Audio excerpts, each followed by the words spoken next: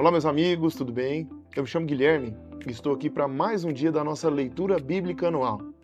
Estamos iniciando hoje o nosso quarto dia de leitura e os textos que nós faremos menção está lá em Gênesis, capítulo de número 10 até o capítulo de número 12. Antes de a gente iniciar o nosso vídeo, eu gostaria de convidar você a curtir, comentar e compartilhar o nosso vídeo com pelo menos mais 2 pessoas, porque se é bênção para você, pode ser bênção para quem está ao seu lado. No primeiro capítulo que nós faremos menção hoje, fala sobre a genealogia de Noé. A palavra do Senhor diz que Noé, dá ênfase que Noé tinha 3 filhos, né? Provavelmente tinha mais filhos, mas o que ele mais enfatiza são esses 3, Cã, Sem e Jafé. Não sei se você lembra, Cã foi o amaldiçoado pelo seu pai por ter exposto a sua vergonha. Sem e Jafé são os outros 2 que cobriram a nudez de seu pai e por isso foram abençoados pelo Senhor. Todos eles estavam dentro da arca juntamente com Noé, mas esses 3 há uma diferença em que um foi amaldiçoado e os outros 2 foi abençoado. O capítulo de 10 do livro de Gênesis, ele realmente se norteia nessa genealogia, dando a genealogia desses 2 filhos. E a outra genealogia já está nos outros capítulos à frente, fala sobre a genealogia de Sem até Abraão. Nós iremos ler isso aí também nos capítulos a seguir. Já o capítulo de número 11 fala sobre a Torre de Babel, e eu acho interessantíssimo, porque já dá realmente uma distância um pouco maior entre o dilúvio e o nascimento da nova sociedade. E como, assim, uma razão, acho até interessante compartilhar, que a natureza humana, de fato, ela é pecaminosa. A palavra do Senhor diz que o povo totalmente se perverteu, totalmente errado já, morreram uma grande parte ali nas águas do dilúvio. A partir de então, todos os seres viventes, humanos, né, eram descendentes de Noé, mas havia ali uma sementinha ruim, né? Ainda havia uma perversidade dentro do ser humano. E essa perversidade vai se desdobrando. A palavra do Senhor nos traz um entendimento acerca de uma torre construída pelo homem.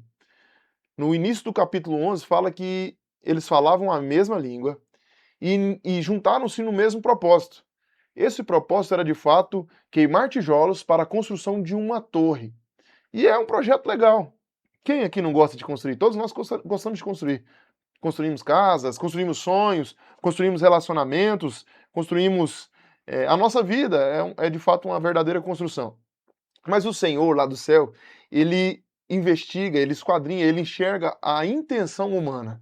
E a intenção daquela sociedade, naquele exato momento, não era tão boa. A palavra do Senhor diz que eles tinham a intenção de levantar a torre para se ajuntar e essa torre chegaria até o céu. Ruim porque o homem colocaria realmente numa posição de altura, como se ele tivesse realmente acima de qualquer coisa, e também ruim porque a ordenança do Senhor era que eles pudessem partir e povoar a terra. Esse povo, na sua interesse, dentro do seu coração, eles realmente queriam chegar até o céu e fazer uma torre para que todos eles habitassem nessa torre. Ou seja, diferente daquilo que o Senhor ordenou, que era de fato o povo se espalhar e povoar realmente a terra. Então eu acho interessante que a palavra do Senhor diz que o Senhor desce, visita a terra e não se agrada nada desse projeto. E aí o Senhor tem a belíssima ideia. O nosso Deus criativo, ele é fenomenal. Uma maneira que o Senhor achou de realmente fazer com que o próprio homem desconstruísse aquilo que ele havia construído, o Senhor, num passe de sabedoria imensurável, confunde o entendimento do homem através da sua língua. Ele confunde o linguajar. E a gente consegue enxergar isso, eu acho até interessante. A palavra do Senhor, ela não dá assim um entendimento, mas a gente consegue tirar realmente uma conclusão de que o idioma foi alterado. Uns falavam inglês, outros alemão, um exemplo, né? Mas provavelmente não era isso. Mas a língua deles foram realmente confundidas. Mas nós encontramos isso às vezes nos dias atuais. Muitas das vezes é como se a gente estivesse falando do A e as pessoas entendessem B. Né? A gente, principalmente nós que servimos a Deus, nós começamos a falar às vezes de uma linguagem que as pessoas no mundo não entendem. É como se a nossa língua estivesse realmente diferente da língua deles. E é uma maneira que o Senhor faz de trazer separação ao povo de Deus. O povo de Deus é um povo separado, né? Então, aqueles que ainda não encontraram com Deus, aqueles ainda que não tiveram encontro, realmente é como se eles estivessem ouvindo aquilo que nós falamos e não o entendessem, né?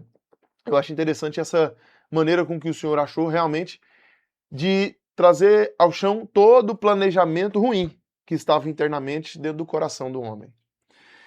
Já no capítulo de número 12, a palavra do Senhor já começa a dar ênfase, primeiramente no final do capítulo 11, fala agora sobre a genealogia de Sem, fala também que a genealogia de Sem havia um homem que chamava Terá, pai de um homem que chamava Abraão.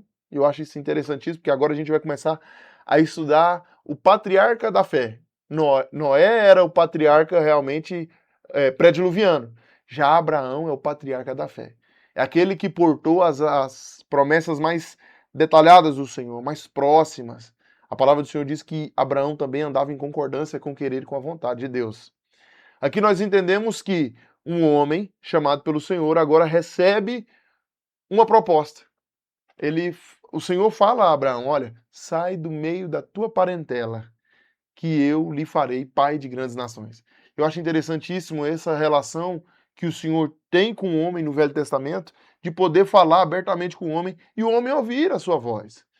Então a palavra do Senhor diz que ele falou com Abraão, e Abraão tomou realmente o sentido daquilo que o Senhor havia falado para ele. A palavra do Senhor diz que ele tomou o seu sobrinho, Ló, todos os seus escravos, animais, e a sua esposa Sarai, e tomou rumo diferente, saindo de dentro da sua parentela, do meio do seu povo, para viver as promessas de Deus. A palavra do Senhor diz também que Abraão, ao aceitar as promessas do Senhor, é como se Deus estivesse falando com Abraão. Abraão decide obedecer a Deus, é como se ele estivesse falando: Deus, então tá tudo ok, vou fazer conforme a sua vontade. E Deus, mais uma vez, aparece a Abraão reforçando as suas promessas. Mais uma vez, falando sobre as mesmas promessas e dando a ele a ênfase: olha, você fez o que eu quis, então aquilo que eu falei que faria, eu vou fazer, conforme a minha palavra. Ou seja, a palavra do Senhor ela foi mais uma vez confirmada através do próprio Senhor na vida de Abraão, pelo fato de Abraão obedecer à vontade de Deus.